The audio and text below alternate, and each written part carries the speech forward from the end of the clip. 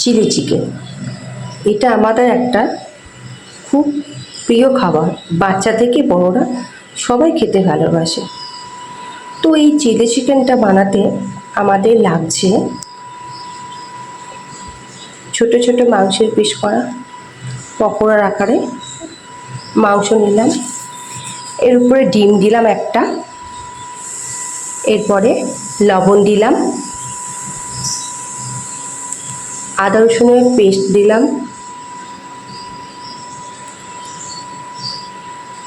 Cornflour দিলাম, আর কিছুটা ময়দাও দিলাম। ব্ল্যাক পেপার দিয়ে সব কিছুকে আমি এবার ভালো করে মেখে নিলাম।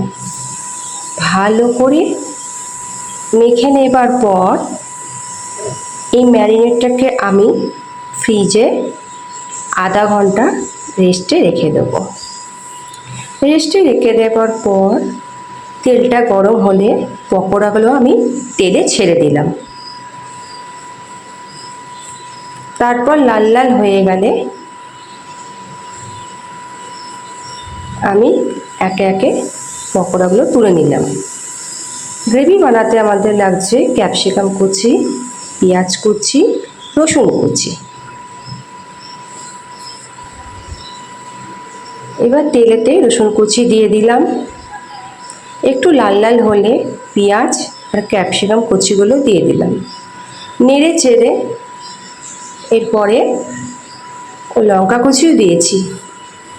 নাড়ার পরে এতে আমি ভিনিগার দিলাম, তারপর tomato sauce, chilli sauce, soya sauce, সামান্য কিছু লবণ দিয়ে আর কাশ্মীরি মির্চা দিলাম কালারটা আনার জন্য।